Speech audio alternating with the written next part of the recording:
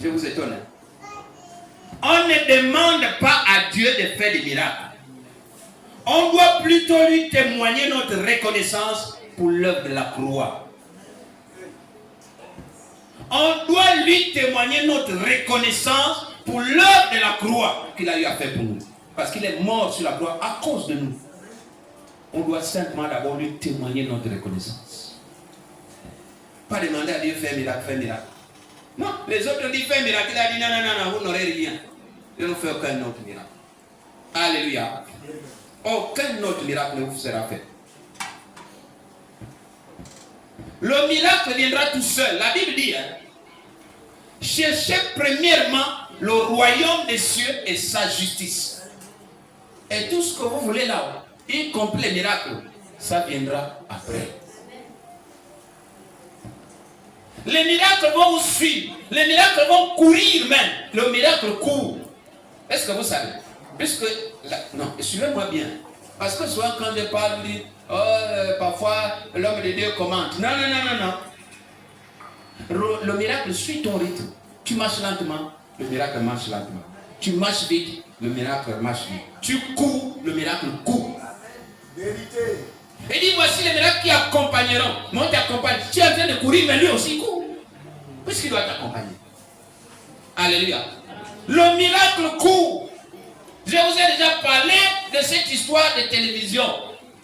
Vous vous souvenez, non? Oui. Le type va voler une télévision chez les fous. Il fuit. Mais le fou court pour le rattraper.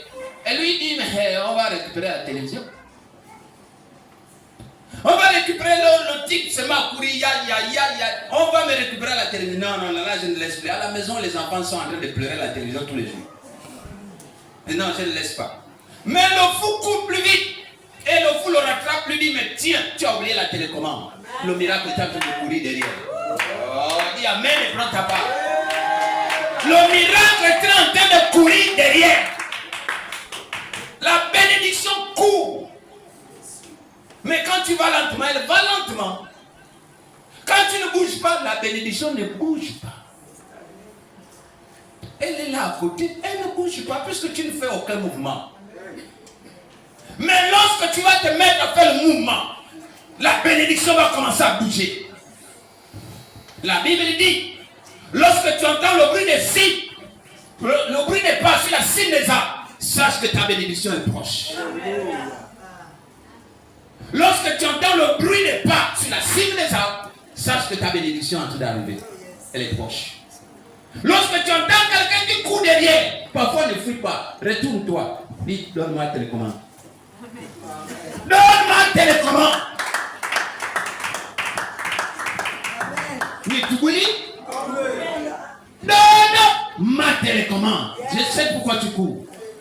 Mais toi tu cours, il va me taper. Oh, il va m'insulter. Non, il ne va pas t'insulter. Il est en train de t'apporter une bénédiction.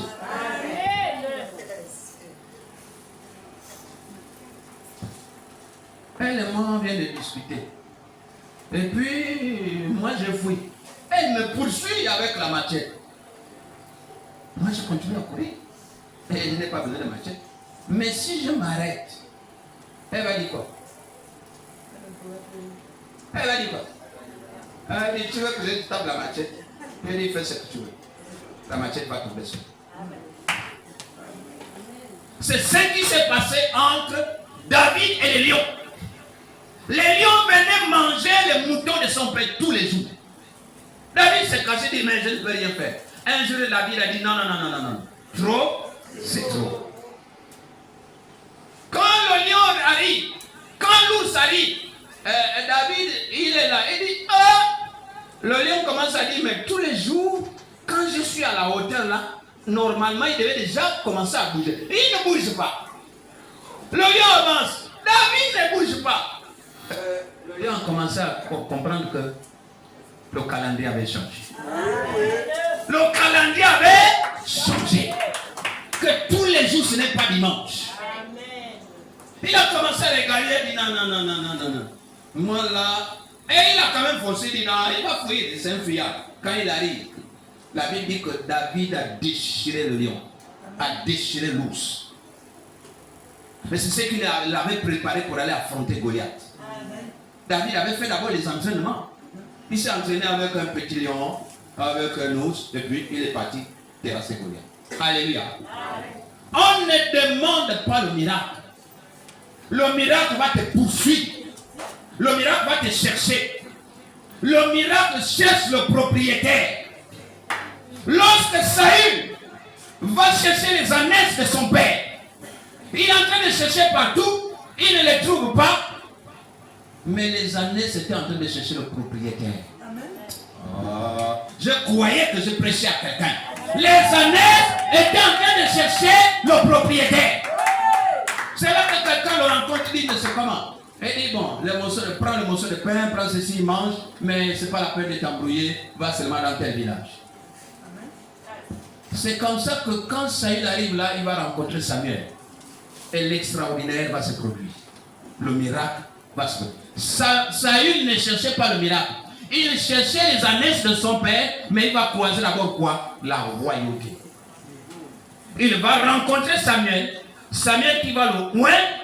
Et de retour de la recherche des ânesses de son père, il est devenu roi.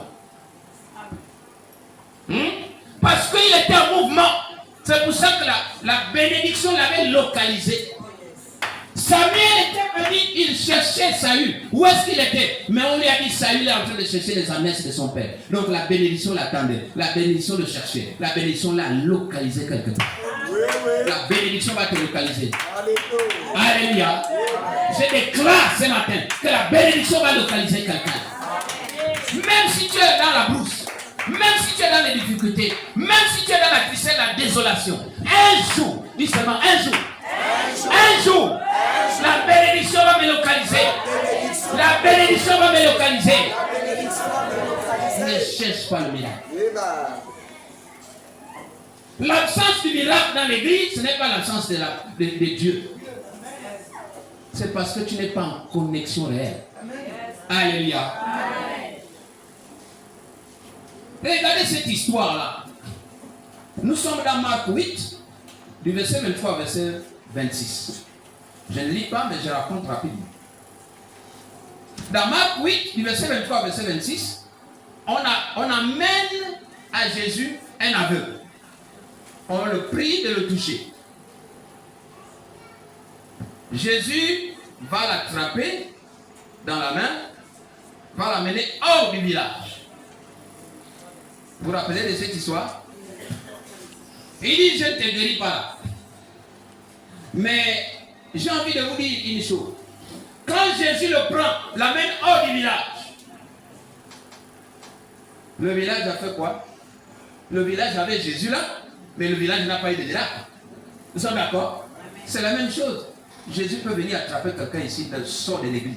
Il va trouver son miracle ailleurs. Dis amen et prends ta part. Jésus peut venir attraper quelqu'un et dire non, tu n'es pas au bon endroit. Et si là, c'est une race d'incrédules, d'adultères, de bandits, de délinquants, de vauriens. Mais toi là, je te sors de là, je m'en vais te donner ton miracle ailleurs. Alléluia. Dieu peut te sortir de ta famille, de ton clan. Pour dire dans ton clan, c'est des sorciers, c'est des marabouts, c'est des ceci. Je te sors de cette famille, je m'en vais te donner un miracle ailleurs. Il l'a fait avec Abraham. Il a dit à Abraham, sors de ton pays. Sors dans la maison de ton père et de ta mère. Pourquoi il a dit à Abraham? Parce que Terah, le père d'Abraham, c'était un sorcier. Et il a dit, il ne peut pas faire le miracle d'Abraham dans la maison d'un sorcier. Il fallait qu'Abraham sorte d'abord de la maison de son père et de sa mère. Jésus peut venir te prendre. Il peut te localiser. Mais quelle que soit la loi, ce n'est pas l'église qui importe. Peu importe l'église dans laquelle tu te trouves. Peu importe l'homme de Dieu qui est là en face de toi. Mais ce qui est important, c'est ta connexion avec Dieu. Je peux prêcher, quel que soit le message que je peux prêcher, ce n'est pas celui-là qui va te sauver. Ce qui va te sauver, c'est la connexion que tu as avec ton Dieu. C'est-à-dire au milieu du désordre, au milieu du fouillis, au milieu je ne sais pas de quoi, Dieu peut te localiser. Dieu peut chercher avec ses lunettes. Il a dit non, non, non, non, non, non. Je l'enlève de là. Ce n'est pas sa place. Alléluia. Amen. On change des églises pour rien. On va d'église en église, croyant que c'est l'église qui va te changer. Non. Même si tu es chez les catholiques, même si tu es chez les musulmans, lorsque la grâce de Dieu t'a localisé, on te sort de là. Il y a des gens qui sortent là et ils te disent, moi j'étais musulman mais je ne le suis plus pas. Mais la grâce de Dieu l'avait localisé. Donc il n'y a pas un endroit où on est meilleur. Non. On est meilleur lorsqu'on est attaché à Dieu. Alléluia. Amen. Donc dans cette histoire, Jésus va attraper la veuve, va l'amener hors du village. Donc le village là n'a pas de miracle. Mais pourtant Jésus est présent dans ce village. Donc Jésus peut être présent dans une église et il n'y a pas de miracle. Mais vous ne savez pas pourquoi Jésus l'avait sorti du village. Vous savez pourquoi? Dans ceux qui m'ont accompagné à mon dit, j'ai donné l'explication. Allons-y, Marc 11. Non, Matthieu 11. Allons-y à Matthieu 11. Matthieu 11, les versets 21 à 24. Matthieu 11, versets 21 à 24. Malheur à toi, Chorazin. Malheur à toi, Bethsaïda. Car si les miracles qui ont été faits au milieu de vous avaient été faits dans Tyr et dans Sidon, il y a longtemps qu'elle se serait repentie en prenant le sac et la cendre. C'est pourquoi, je vous le dis, au jour du jugement, Tyr et Sidon seront traités moins rigoureusement que vous. Et toi, Capernaum, seras-tu élevé jusqu'au ciel? Non, tu seras abaissé jusqu'au séjour des morts. Car si les miracles qui ont été faits au milieu de toi avaient été faits dans Sodome, elles subsisteraient encore aujourd'hui. C'est pourquoi, je vous le dis, au jour du jugement, le pays de Sodome sera traité moins rigoureusement que toi. Voilà la raison. Là où la veuve se trouvait, beaucoup de miracles avaient déjà été faits. Mais Dieu, en Matthieu 11, avait déjà maudit cet endroit. Pour dire non, il n'y aura plus jamais de miracles ici. Parce que tous les miracles que j'ai faits ici, là, si je les avais faits à Tyr et Sodome, il y a longtemps que ces peuples-là se seraient repentis. Mais toi, Bethsaïda, tu es maudit. Alléluia. Et quand il a maudit là, c'est pour ça que quand il vient, on lui donne un aveugle, il dit non, non, si je fais encore le miracle ici, ils vont acclamer encore, ils vont être encore heureux. Non, je te sors du village, vous m'avez fait le miracle. Et il ne repart plus dans le village. Est-ce que quelqu'un a compris ça? Voici la raison pourquoi il l'avait enlevé. Parce qu'il ne voulait pas que les gens là sachent qu'il a encore fait le miracle. Il peut venir t'enlever ici, et il dit, allons-y, je m'en vais te bénir ailleurs, et tu diras, ne repars plus dans cette église-là. Bethany Eden, il n'y a rien là. Oui, c'est Dieu qui décide. Alléluia. Et il dit, ne repars plus là-bas. Parce qu'il avait déjà maudit cet endroit. Il avait dit, je ne viendrai plus jamais faire les miracles ici. Puisque j'avais déjà fait. Vous n'avez pas pu. Alléluia. Amen. Jean 6, 30.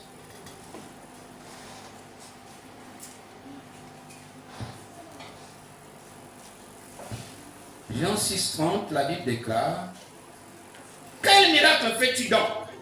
Lui dit-il, afin que nous le voyions et que nous croyions en toi. Que fais-tu? Plutôt que de chercher les miracles, bien-aimés, cherchons la sagesse de Dieu.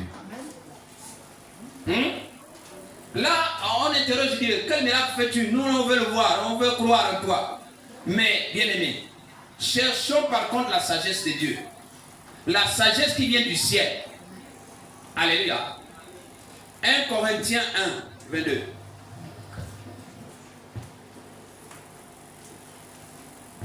1 Corinthiens 1, 22. La Bible déclare,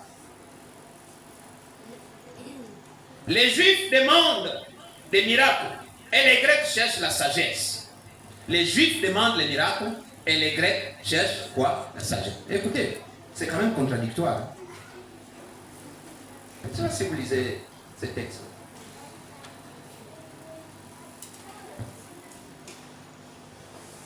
Papa, est-ce que tu comprends ces textes? Les Juifs demandent des miracles et les Grecs cherchent la sagesse. En fait, ce sont les princes qui sont à pied et les esclaves sur les chevaux. Parce que les Juifs qui demandent le miracle, c'est à eux qu'on avait donné Dieu. En fait, c'est pour eux. Mais les Grecs qu'on a négligés, parce que les Grecs sont des païens, hein, au sens propre du mot païen. Mais maintenant, ce sont les païens qui, eux, cherchent la sagesse. Mais les Juifs, eux, ils cherchent quoi? Le miracle. Vous ne trouvez pas bizarre? Le monde dans lequel nous sommes, au marché, au travail, et ils cherchent la sagesse. Ce sont les chrétiens qui cherchent le miracle. C'est le monde dans la paix. Déjà, votre présence dans l'église, c'est déjà un miracle. Et vous continuez à chercher le miracle. Déjà, le choix que Dieu a fait pour vous, de choisir seulement le peuple juif, c'est déjà un miracle. Non, vous cherchez encore le miracle. Et les Grecs cherchent la sagesse. C'est la même chose. Les païens cherchent la sagesse, mais les chrétiens, ils sont à la recherche d'un miracle. Non, Dieu fait un miracle pour que je trouve un homme. Mais les païens trouvent des hommes. Non, fait un miracle pour que je trouve le travail. Mais les païens travaillent.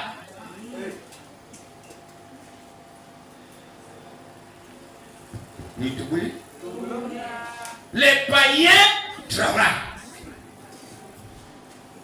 Alléluia. Lisons Luc 11, 28. Luc 11, verset 28. La Bible déclare, et il répondit, heureux plutôt ceux qui écoutent la parole de Dieu et qui la gardent.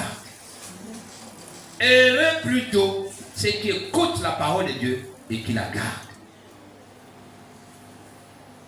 Heureux pas ceux qui recherchent les miracles, non. Heureux ceux qui écoutent la parole de Dieu et qui la gardent, qui la mettent en pratique.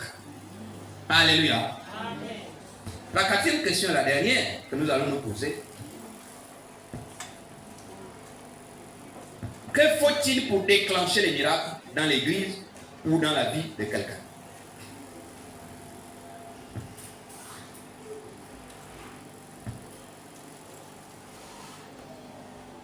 Que faut-il pour déclencher les miracles dans l'église ou dans la vie de quelqu'un? La première réponse, c'est qu'il faut vivre une vie de sanctification et de consécration au Seigneur. Vivre une vie de sanctification et de consécration au Seigneur.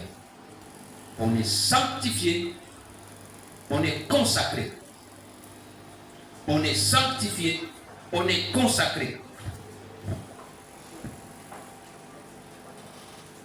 Lorsqu'on est sanctifié, lorsqu'on est consacré au Seigneur, on peut vivre la vie de miracle. Alléluia. On peut déclencher un miracle. Le diable n'a pas peur de toi parce que tu pries beaucoup. Le diable n'a pas peur de toi parce que je ne sais pas, tu es grand, tu es gros, parce que tu grondes. Le diable a peur de toi parce qu'il n'y a aucun motif sur lequel il peut t'accuser. Le diable accuse dans la conscience. Pendant que je parle, ta conscience peut-être te dit non, mais il y a un petit truc. C'est ça le problème. Et dès que tu penses à ça, le diable a déjà trouvé une faille. Et dès que le diable trouve une faille, terminée, il t'accuse. Et dès que tu es déjà affaibli toi-même, tu commences à dire, même quand tu veux prier, pendant que tu pries, mais Dieu connaît aussi, c'est fini pour toi. Tu es mangé, tu es rongé. Alléluia. Amen. Tu es rongé. Donc il faut vivre une vie de sanctification et de consécration au Seigneur. Deuxièmement, il faut avoir une foi ferme, capable de déplacer les montagnes. Car rien n'est impossible à celui qui croit. Nous rappelle les Écritures. Il faut avoir une foi ferme, capable de déplacer les montagnes. Premièrement, il faut vivre une vie de sanctification et de consécration au Seigneur. Deuxièmement, il faut avoir une foi ferme, capable de déplacer les montagnes, car rien n'est impossible à Dieu, nous rappellent les Écritures. Rien n'est impossible à celui qui croit. Alléluia. Amen. Troisièmement, il faut une véritable vie de prière intense et soutenue. Il faut une véritable vie de prière intense et soutenue.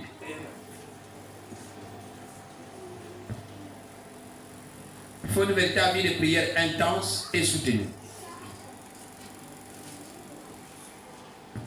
1 Thessaloniciens 5, 17.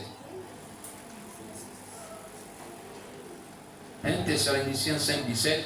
Vous connaissez ces versets. On peut le réciter. Priez sans cesse. Alléluia. Il faut une véritable vie de prière intense et soutenue. 1 Thessaloniciens 5, 17. 1 Timothée 2. 1 Timothée 2. Le verset 8. 1 Timothée 2, 8, la Bible dit: je veux donc que les hommes prient en tout lieu, en élevant des mains pures, sans colère, ni mauvaise pensée. En élevant des mains pures, sans colère, ni mauvaise pensée. Donc, dès qu'on a une vie sanctifiée, une vie réglée, on peut prier en tout lieu, en toutes circonstances, sans colère, ni mauvaise pensée. Je veux que les hommes prient en tout lieu, en élevant des mains pures, sans colère, ni mauvaise pensée. Alléluia. Quatrièmement, il faut observer des temps de jeûne et de retraite spirituelle. Il faut observer des temps de jeûne et de retraite spirituelle. Tu veux déclencher le miracle dans ta vie, il faut aussi observer des temps de jeûne et de retraite spirituelle. Tu n'es jeune que quand l'église demande un jeûne, mais ta vie, ta propre vie spirituelle, tu ne la gères pas. Non, ce sont les autres qui gèrent ta vie spirituelle. Non. Tu n'attends pas que l'église déclenche un moment de jeûne, un moment de prière. Alléluia. Tu dois avoir vraiment une intimité avec Dieu. Matthieu 17, 21.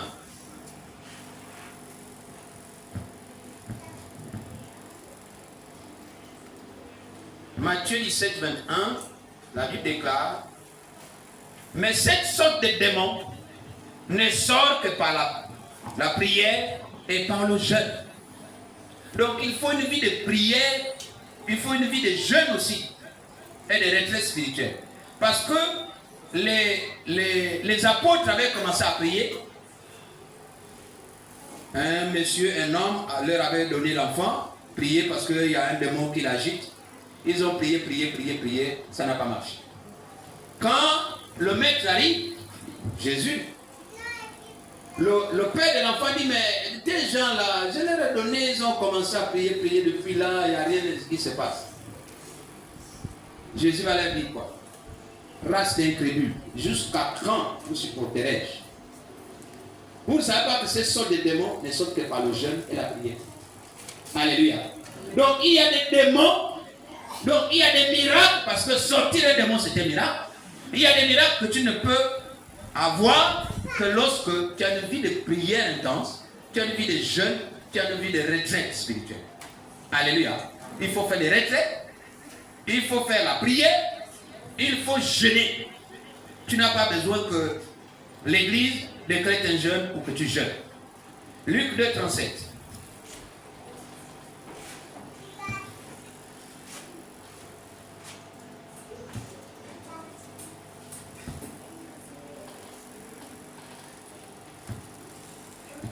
Luc 2, 37, la Bible dit: restez veuve et âgée de 84 ans, elle ne quittait pas le temple et elle servait Dieu nuit et jour dans le jeûne et dans la prière. Voici une veuve. Hein? Elle avait perdu son mari, elle était restée veuve, elle avait 84 ans.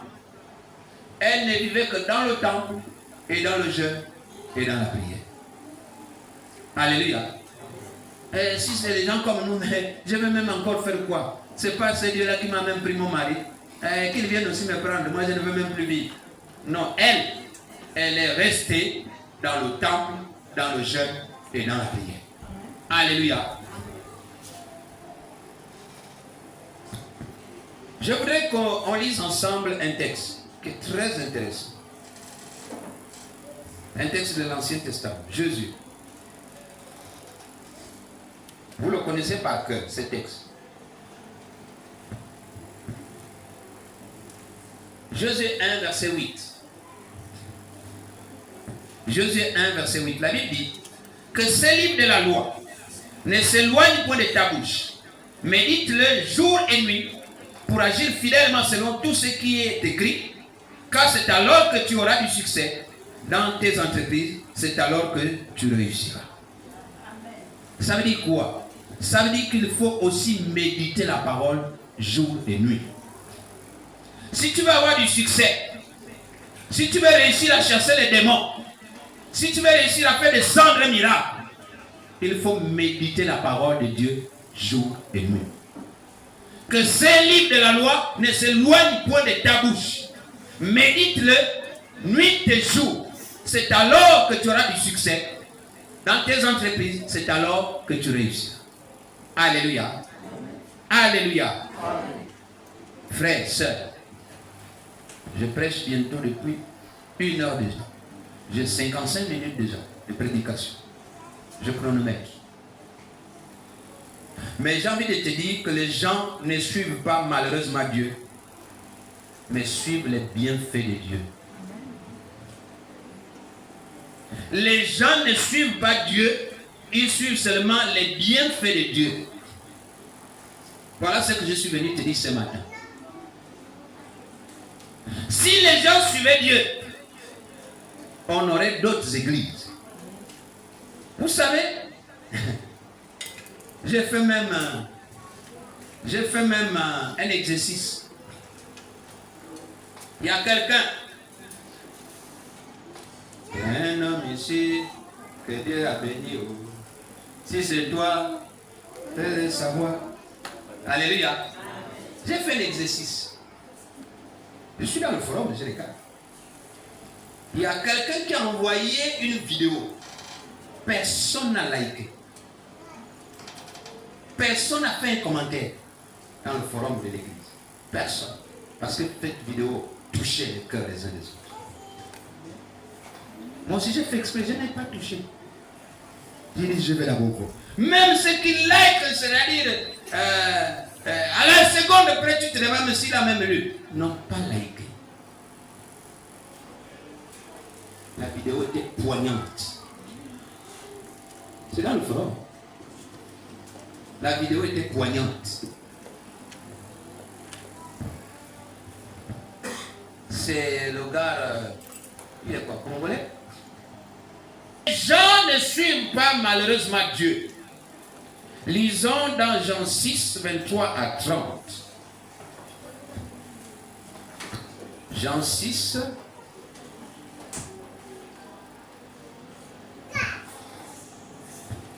Le verset 23 à 30. Le lendemain, comme d'autres barques étaient arrivées de Tibériade, près du lieu où ils avaient mangé le pain après que le Seigneur eut rendu grâce. Les gens de la foule ayant vu que ni Jésus ni ses disciples n'étaient là, montèrent eux-mêmes dans ces barques et allèrent à Capernaum à la recherche de Jésus. Et l'ayant trouvé au-delà de la mer, il lui dit, Rabbi, quand es-tu venu ici? Comme s'ils aimaient Jésus.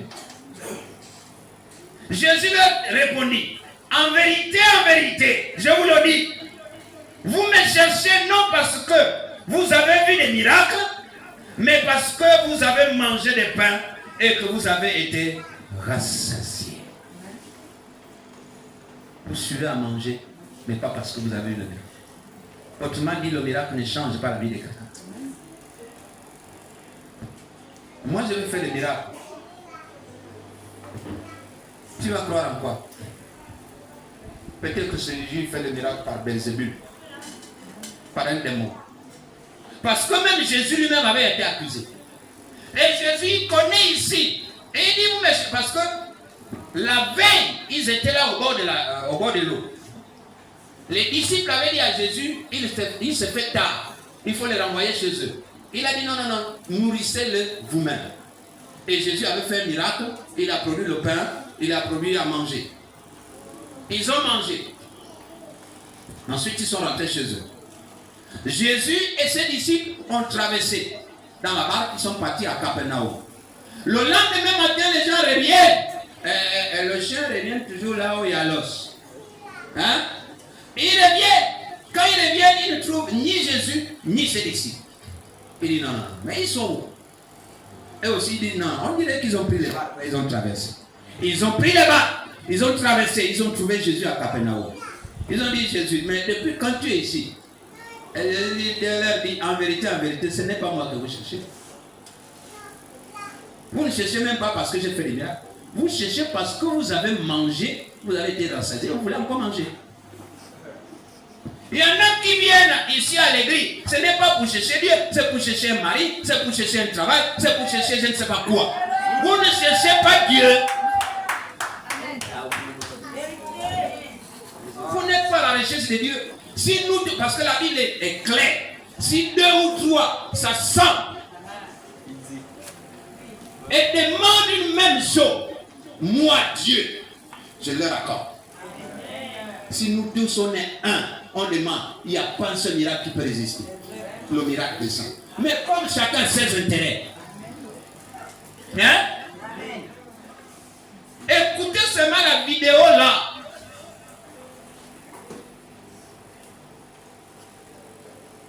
Écoutez Wafo. Hein? Bien aimé. Vous me suivez, ce n'est pas parce que vous aimez Dieu. Ce n'est même pas parce que vous aimez les miracles. C'est parce que vous avez mangé jusqu'à votre faim. Beaucoup sont ici parce qu'il a les myomes et les fibreux. Ils pensent que les myomes et les fibreux vont partir avec une seule prédication. Non, ça partira si tu t'accroches à Dieu. Ça partira certainement. La bénédiction de Dieu arrivera. Même si elle tarde, elle arrivera certainement. Mais il faut d'abord s'accrocher à Dieu. Alléluia. J'ai envie de te dire ce matin, je veux que tu notes que le miracle aide les gens à croire avec leur tête et non avec leur cœur. Le miracle aide les gens à croire avec leur tête et non avec leur cœur. Voici l'effet du miracle. Mais si les gens pouvaient croire avec leur cœur, ils seraient transformés. Et ils croient avec leur tête. Lisons quelques textes. Jean 2, 23, 25.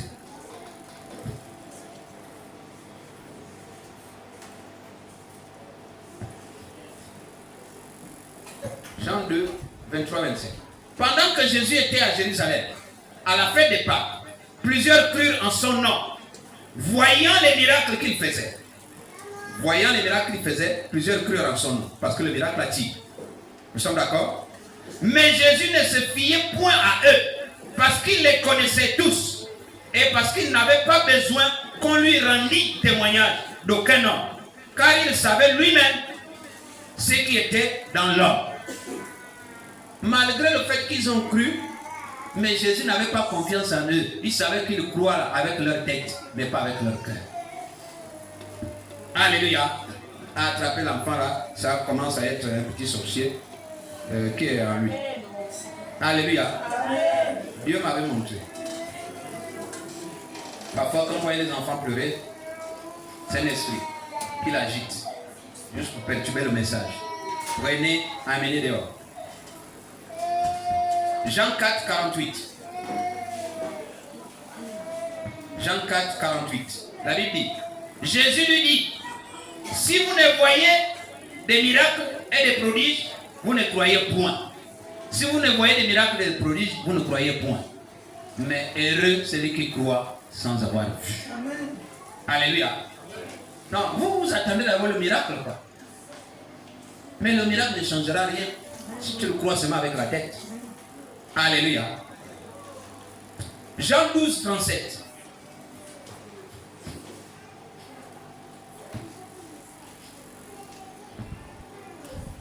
Jean 12, 37, la Bible dit, malgré tant de miracles qu'il avait fait en leur présence, ils ne croyaient pas en lui. Malgré tant de miracles qu'il avait fait en leur présence, ils ne croyaient pas en lui. Pourquoi? Parce qu'ils avaient vu le miracle avec la tête, mais ils n'avaient pas vu le miracle avec le cœur. Le miracle nous aide à croire avec la tête, mais le jour où le miracle nous aidera à croire avec le cœur, nous serons transformés. Que Dieu vous bâtisse.